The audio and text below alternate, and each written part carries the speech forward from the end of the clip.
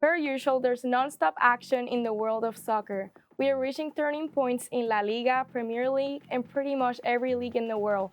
But in the States, the MLS is just getting started. Philadelphia Union leading the Conference of the East and the San Jose Earthquakes leading the West. Don't worry, Messi fans, Inter Miami has more than time to climb on top, sitting at third in the East with one win and a draw. But if anything has soccer fans in a chokehold right now, it's the Champions League. That is, if your team made the playoffs. Today I am joined by Sofia and Jerel to discuss Champions League surprises, predictions, and key players. I want to start off by asking what has been the biggest surprise so far this season, and Jerel, I'll give you the floor. You want to talk about surprises? Yeah, I do. My love, my pride and joy, my everything. Manchester City, we are in the mud. Basuda, trash. We just can't do anything right. I don't know what it is. I mean, for as long as I can remember, we've been good. 10 plus years I've been watching soccer. 10 plus years we've been great. We've been eating, we've been doing good. But the 1 year I put my heart, my soul, my passion into it, we're trash. We suck. Now, I think we can attribute us being trash to a whole bunch of things. You know, we have injuries, we have, no cohesion in the team. But I feel like one person being out, one person being injured is making the team just horrible.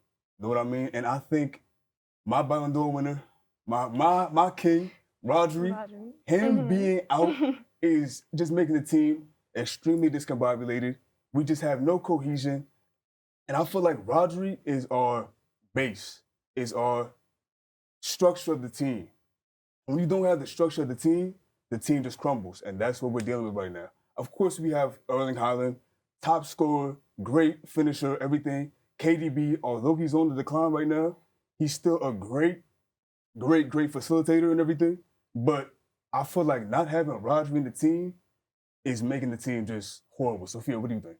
I mean, I definitely do agree. I just want to mention that the game they lost by was obviously Real Madrid. So first matchup 3-2, second matchup 3-1. Yeah. I mean, especially that second matchup, I feel like they lost right there. Obviously, they lost right there, but like as they let Mbappe get the hat trick, and obviously Nico Gonzalez did score for Man City, but it wasn't added time, so didn't count basically. For sure. And but they actually had more possession than Real Madrid, 51.6.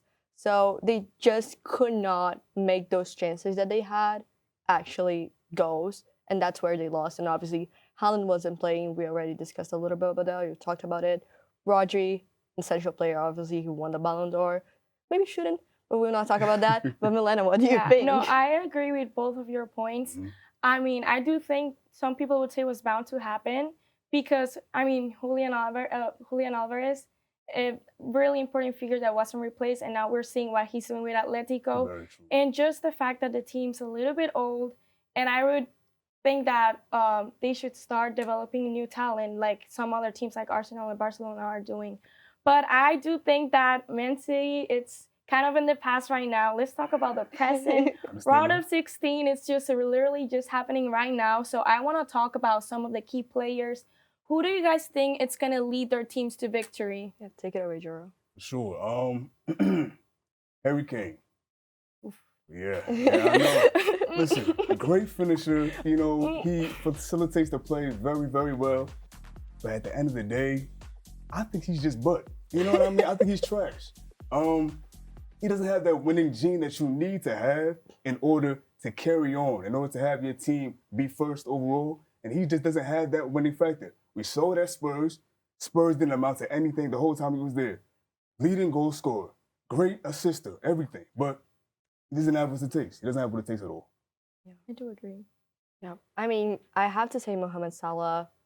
I do believe he'll be on the run for the 2025 Ballon d'Or alongside some others, but we'll talk about that. 28 appearances, 25 goals, just left-footy, 7 assists too. He is what Liverpool needs. And obviously, he didn't show up as much today when we saw Liverpool. Obviously, they won 1-0. We're going to talk a little bit about that later. Mm-hmm. But yeah, I do feel like Milena has another really strong contender for the Ballon d'Or this year. Well, next year. I don't know about that, but I mean, one of my key players is Kylian Mbappe. I mean, he's the guy, he's the name. we're talking Champions League. Of course, we gotta mention Kylian Mbappe. I mean, 7 goals and 1 assist for matches in the Champions League. However, not his best. He started off really slow. I mean, he was scoring 1 goal per every 4 games, and we know that's not usual for Mbappe. I think he had a really bad season in general with Real. He's picking up the pace.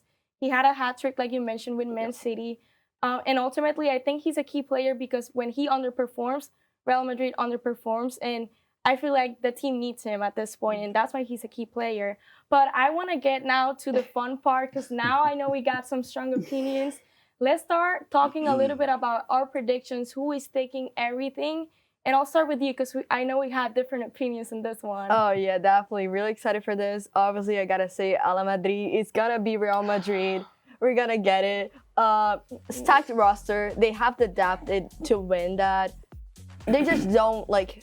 If they don't get penalties, if they can keep up the game, obviously having players like Mbappe being in their maximum and everything, that would be great. I mean, obviously the game against Atletico, not exactly what the outcome everyone expected. 2-1. Obviously, Rodrigo having such a great season so far as well. I definitely had to mention him. And yeah, just like keep up. Obviously, they're gonna be away like next game, but I do believe they got it on them to get past Atletico and obviously get everyone else to win the Champions League. I'm going to go with the opposite. I'm going to go with Barcelona is winning the Champions League. Mark my words. The reason why is, I mean, 2 El Clásicos in one season, okay? And not just winning by 1 point. It was like a lot. Like we're talking 4-0, 5-2. Okay. But anyways, things can happen, okay? I'm just going to be quickly with this. I'm going to go straight to the point. Power of friendship. Barcelona, I know what people think. Let's look at the stats. Let's look at the individual players. I know Real Madrid has a roster. I mean, Barcelona has a roster too. But power of friendship, Barcelona has team chemistry, and that's what's lacking with Real Madrid. What do you think? Now, obviously, these are two very intelligent women to my right. But let me tell you something real quick. ChatGPT, a book, Google, these are things you can get answers from, of course, right? But if you want the truth, the real honest truth, you come to me. Now, I'm going to tell you what the truth is right now. The winner of Liverpool versus PSG, although I hate Liverpool, I can't discredit great play. You know what I mean? They played fantastically, although they didn't play the best against PSG, which is why I think the winner of the two is going to win the Champions League. Yeah, I do agree. I have to say that Liverpool, I think they're dangerous. I'll give that to you. They're really dangerous. And I would like to see a Liverpool-Barca final. I wouldn't be opposed, although I would love to see a Clásico final. Oh, yeah. I mean, but like PSG, Liverpool, 2 shots on goal. They need to step, even though they won, they need to step up to win the actual like series. But yeah. All right, guys, to wrap things up, I want you to drop a name of who is the future of soccer. Now, when we talk about the future of soccer, you can't mention future without talking about Lamine Yamal. I mean, 16 years old, starting at the Euros. He's one of the best players on Barcelona at such a young age. I think he's the future of football. I agree. Yeah, I have obviously Jamal Musiala doing great in Bayern. I'll also have to mention Eduardo Camavinga, Endrick, Jude Bellingham, just great players in Real Madrid that just building such a great team. We will see what the future holds for them, and we will see if these predictions come true. Thanks for watching this soccer segment for Culture Central. See you next time.